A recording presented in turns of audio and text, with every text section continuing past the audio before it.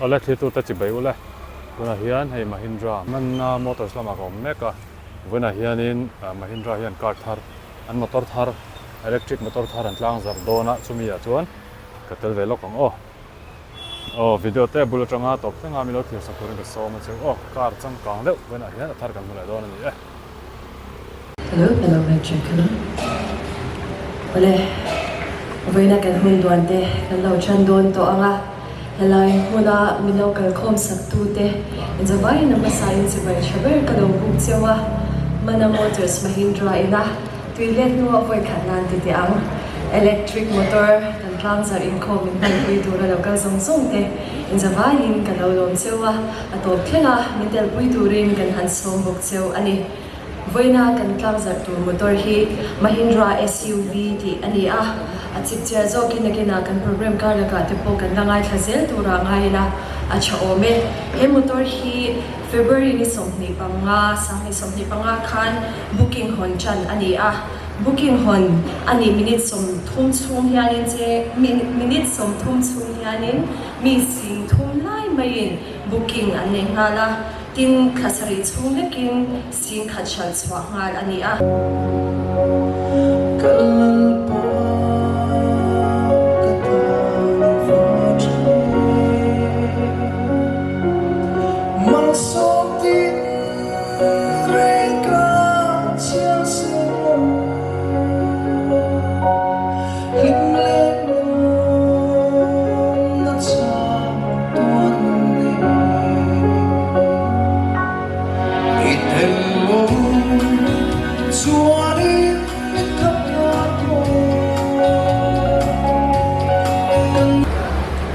vain si vai vek ule với nó kan motor khu hon tur hi chumi model om sa ron siam thar facelift ti vel ani lawa India rama motor chang kang duk tuk tak mai mitam takin Mizoram phejon kan la shiat thiam phak lo le kan la ton shiat hai lo thil ron keng ani vain kan phur viwa chuan electric mang motor ania vena helai kan khu hon tur hi patni ania he motor patni te hianin thil tam tak a intro ma amaro chu untargeted customer timela ali tu tur anga anron tin zone kha chu midang dai ni wangin ai nang lo view boka motor chu chu chi chi zo ken karon soi chho do na chu mi ma chuanin electric mang lir thei entina scooter ni mobile ni motor te po Mizoram ma hen kan lo battery ve do amaro chu chung lir thei tam zo te chuanin an inzorna company an inzorna anon soi tam per chu petrol mo diesel mang ain electric mang ile hian thakata chu ti za chu paisa I save do na I budget enge I paisa hek lo do na chu ti kha anin zorda tam zo ania voina helaya kan lir thei ron khu hon tur hi chu India rama electric mang chau ni lo motor chak dep ber mo top speed po nei sang ber performance electric car ania hi chu ti ani wang chu ke ni bo kan phur ma I paisa chu ti za chu kan save do na ti ringot ni lo khan kan save tho ma chu ba chuanin achang kana le chakna thuruk tam takhela hianin ron soi tur om do na eng po ni se hen motor pahni hian thilin tong tam tak an nei kan ti do kha chung zinga chuan ama sain a battery hi a intro ma battery chin hi a on kenga a niam zo base model an ti chuanin 59 kWh battery a on kenga asang zo chuan 79 kWh battery a on kenga chuan chu tiang ani wang chuanin a performance apo hi performance kan ti chuanin a power pack so za poi hemi motor patni hi a in ang te chi do na ma se I atlan chak thei zong te chu tlem themin a sang deuh hret don a ri zong te nang lawa tin an sim dan poi nang lawa headline ka ding lawa mi hi BE6 an tia he motor hi chu an ron sim chan do chu India rama electric supercar ani top maya chuanin helama hianin XEV 9E om vele thunga ka soi tong kan battery le kha tingang ka intro ma se hi chu electric supercar de reu ma se family type mo chung bua man tang ai theizo turin a chung te pon lam her dang lama thi chi sang sang aron kem bel boka ti chuanin a power hi han soi nga tok mai la he electric car hian a base variant zo a battery niam zo kanin a power pack so he hi lo no ula 231 PS power pack so ka a niam zo a chak lo zo khian a chak zo khianin top variant battery sang zo kanin 285 PS maximum power pack so ka he hi technical dewa han soi don chuanin e sha thiam lo kan ong takin ti hian kan soi nga ol sam zo kin Mahindra ya motor tak tak ang niya chung zi nga chuan XUV 700 2000 liter 2000cc turbocharged engine helaya an ni chaklu tuk tak mai khan 197 PS maximum power pe chuka heta achak lo zo khian 231 a pe chuka chak zo pe 285 PS super car category te ani chu tiang ang motor chu vena kan hon tur hin ya chu bang cho kan phun le a heta chak zo kal veila ma BE6C tia ding lai tanga 100 km/h za atlan kai thei chung kha second le point sari ani mo sa ven te mai ne chon heta mi hi achak lo heta ding to patanga Dakar khata 100 km atlan kai thei chung kha 6.8 seconds mo 0.1 second che nei khawa apan ni hian thil tam tak ain trong ka ti to kha chuan helaya BE6 hi a kilometer tlan thei za company an claim chu a battery niam zo ka khan kilometer sanga songa pasari a battery sang zo ka zaruk le somriat pathum ania chuan helaya mi XEV9e zo khi atlan thui thei zo ka zanga somli pani battery niam zo ka sang zo ka zaruk somga paru chuanin boot space kan ti ahmunga thil bungroda na hi zau thading tong khop maya hi zo khi liter zali somli panga lai lenga hnuwa son bungroda na zau tu oma akmala ma hian engine in chuan ve lo tak wang khan thil bungroda na oma front space an ti chu liter somli panga leng suitcase leng mo apiami hi la zau le zola ahmunga boot space 663 liters akmala ma front space anti bungo dana kha 150 liters bungo le chak theidon ari zonga an lu chho lenga 6e kan di jo B6 mo min ri zo kha lo soi le thin he hi ari zong chu quinta sang ni le ke som sari ani a he ari leng long phop maya chon he zo ve thung hi chu XEV9e hi quintal sang ni zahni le ke zikha mo ari ain ri leya achunga thil an ron siam dan hatlem tlemin ai nam lo ka ti to kha ti chuanin achung po thil tam tak ain ang lawa heta hianin chi sang sang variant panga oma ta hen variant pali oma rong chi riat ta hen oma helam zo ka hianin rong chi sari om ve thung ta ni chuan achunga hen kan lu thase ta ta hian 12.3 inch digital display pathum a in tar pea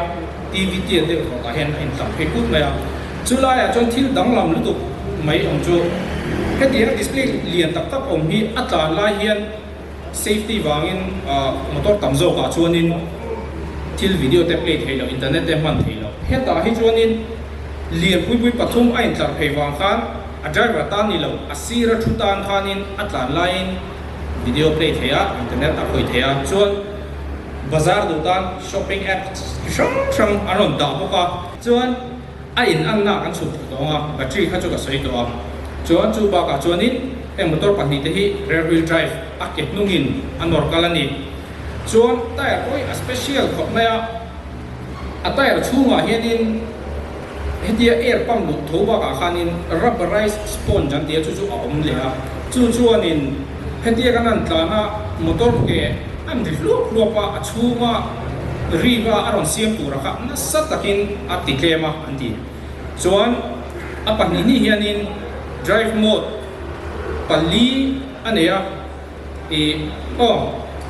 ngoro pali aina tam ama saberin default mode an tia default mode ba ka hianin range everyday le race to drive mode mo kan khal chak du dan le khal mon du dan na zir khanin a drive mode ka thak thei chu ba ka chonin vurama kal na turin a om boka normal mo to bo vurama jang kal do lo ma se chira chon hei man tlak ve ko renga chu ba ka chonin i inglo platform an tia hei hi apan hian eng tro ma hemi platform a hianin a battery kha om tok maya battery lian lu tup kg zanga songa panga la ya bitania a battery chu ta chonin a shock absorber kan ti mai mo suspension unit ho zong zong kha a in kil khoma ta chon a ke in kil khom ta chung zong zong chu hemi pan hian a in tro ma chon a electric motor hi a pan ni hian a in tro boka electronics tam zok nen suspension hi a in tro ma amaro chu china khan a rizong ka soi to a rizong an lo wa khanin company an ron tune dan ka pan nian adang lam shet chuan chu ba ka chuanin chuan thil poi mo tak mai pakhat technology sang ni ko ron kem tel chu variable geometry steering an tia hei hi tun naya technology thar ania apik takin electric motor a hen an ron mangna sa chu chuan a thober chu motor kan an khalta kan tlan luan amo kan tlan chak khanin a steering sakle a saklo aram controller chu number 1 apa ni na chuanin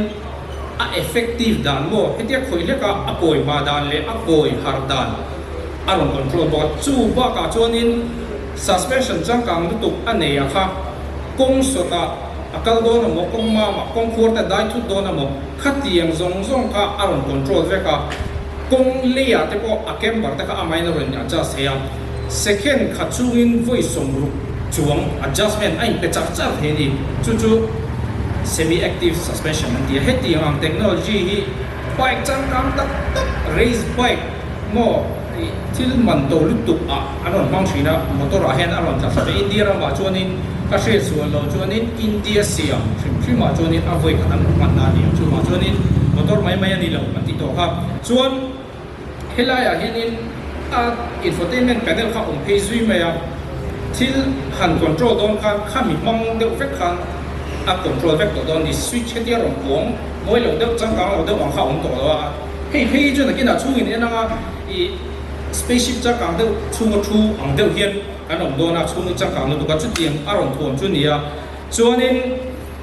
aknunga thu te tang thunan dom ka ka oma tablet te kan lo mang du ni chuanin tablet khai na tur oma chu ba a charge na tur kha si ta khan ma si ta khan tia USB charger port ka volume na mai tur kha ala om le zela chuan mod sang nei ta antenna a mod niam de la ka in lo tlan ta chawak lo turin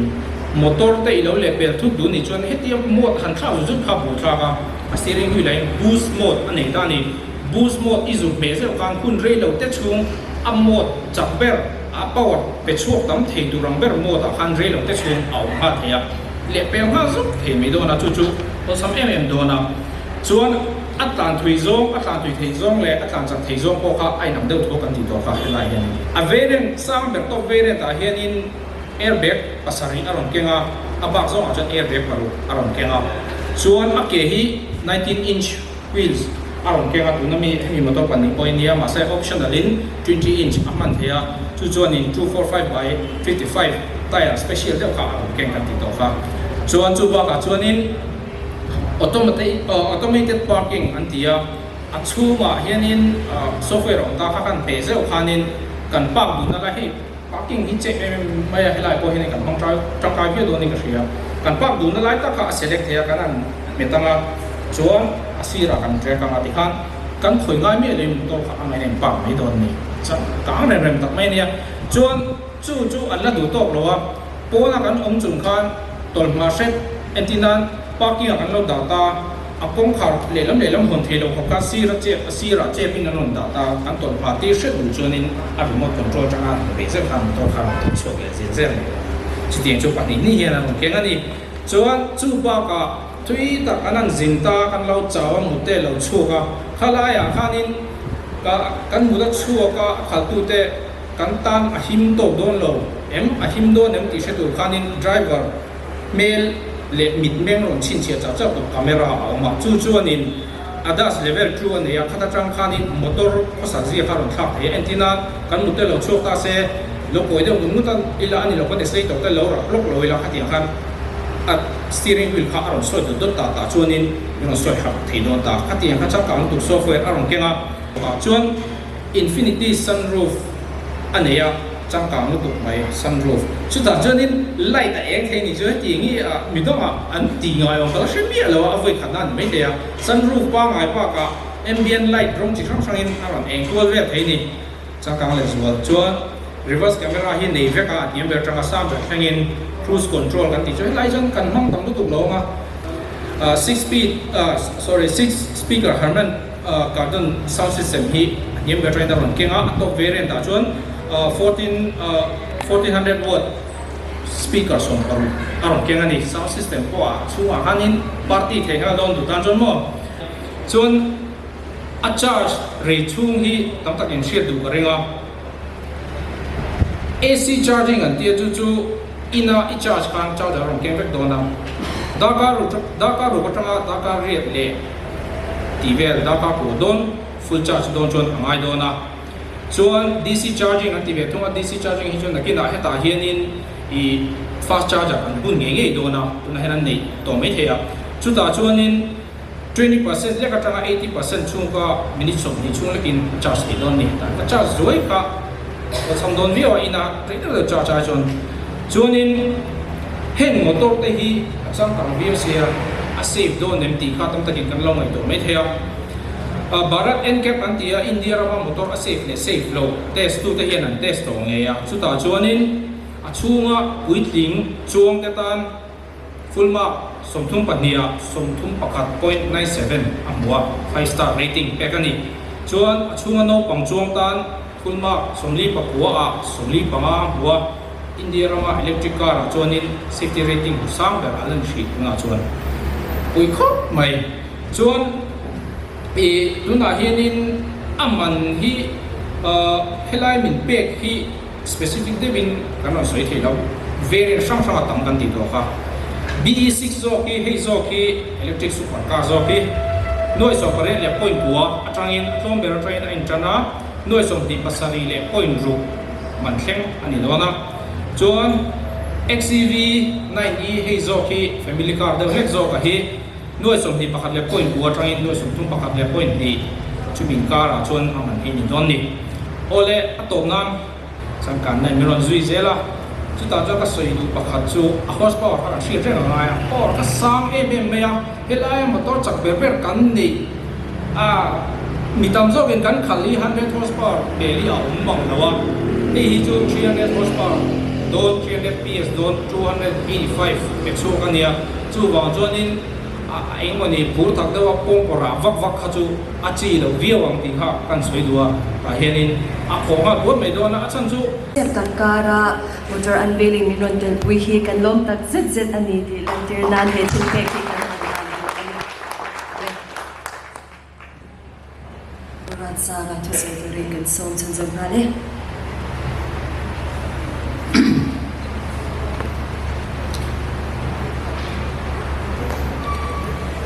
voi la hian Mahindra family ten on ro pui big mai la ti khan empathy khan han hwan ola ro kanin ringem kan camera crew lam te mi puilam kanin ringem kan lim tlang dar poga pakhat pani pathum chiare la pathum kan chiar na warin kat se tiro kanin ring tiro pakhat pathum electric Mahindra SUV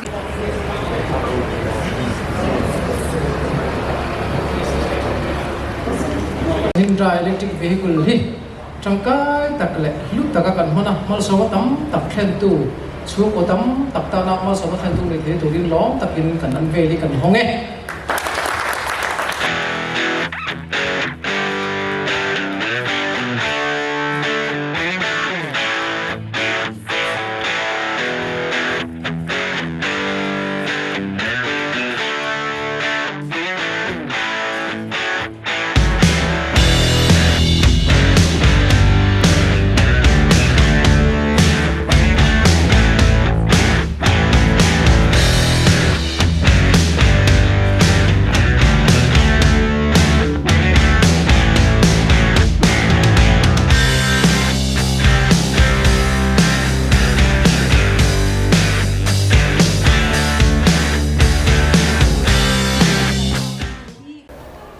chuan hei kan buina an car launch thar chun ta BE6 zawk hi kan hriat thiam dan thei tur chuan in supercar mo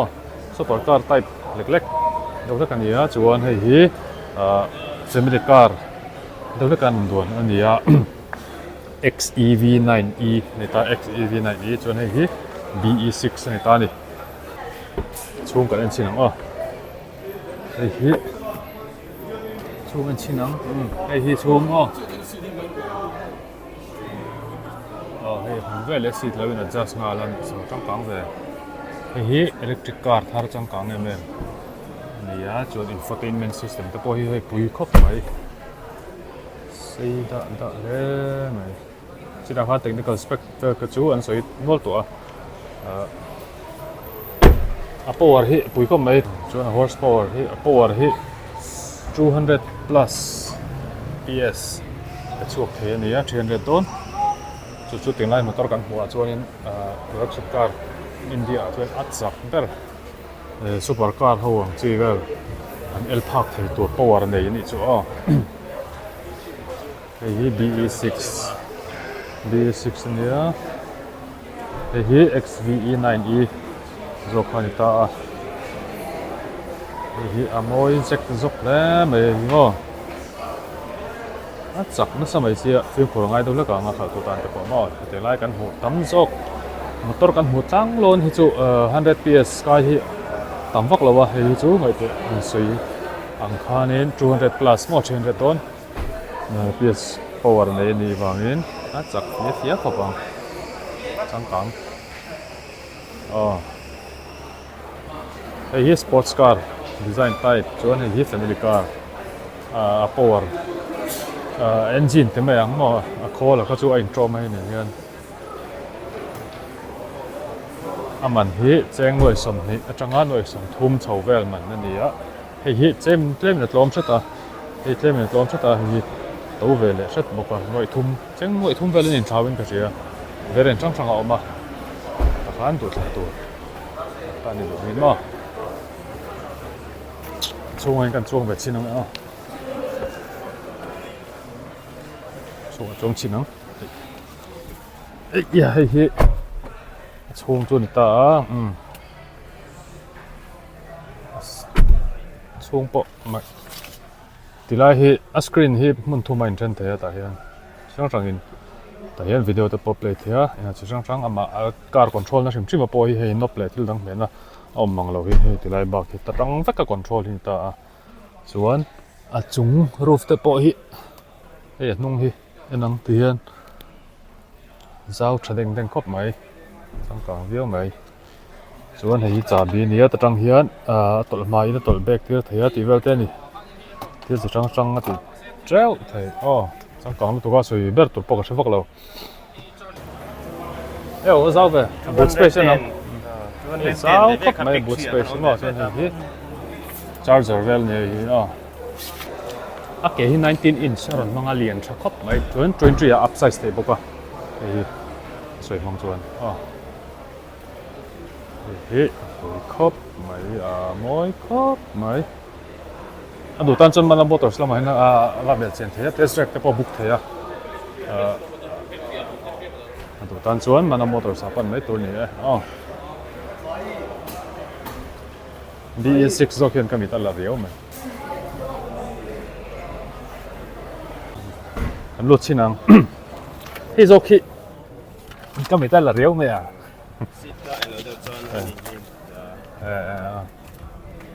hei BE6 BE6 zok ani hei level te po hi changkang futuristic ma chung hi sunroof sau khop mai panoramic sunroof an tiang chi kha ani hei tinai te po hi ava supercar ve dra di level hei changkai auto park kha til ta ko auto park chung ji an soi to ama in park tir theina kha tinai te po hi lai ka ta emi glass zone ni ta hian ik mu thei me em ma se min oma heads up display tiang che lo khami nang ma chok khang review zone chok khang ta mo what have hei ju sports car de ula kan ni voka sporty khom mai ma hi mo chung vel po chang kang tu kho na spaceship te pong de ula ko lo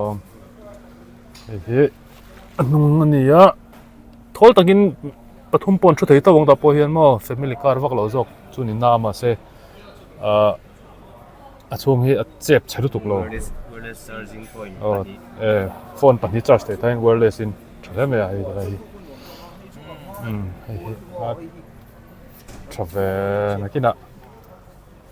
adu tan chon test drive thai hi book nga booking system in test drive ti thaya ambient light ti te om taka chuan kong kapo na vel bo dang dai khop mai ei hey ting top thế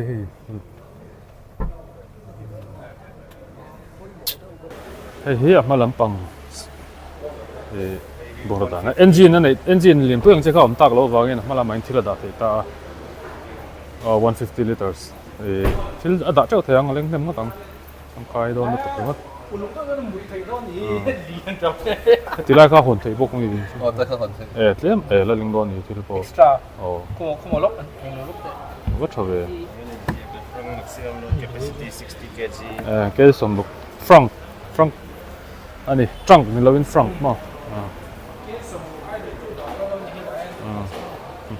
engine nằm nạc hanin thì là đã cho thấy ta hay hồn thế về mai không phải chứ không hay do cái hồn đúng hay chú thấy thô mà sẽ liền over lâu thế 35 kg về thùng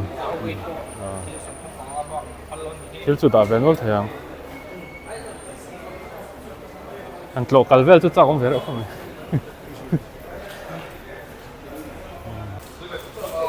thì khoan nín nhìn trên nó có sợi máy hay bị áp battery thì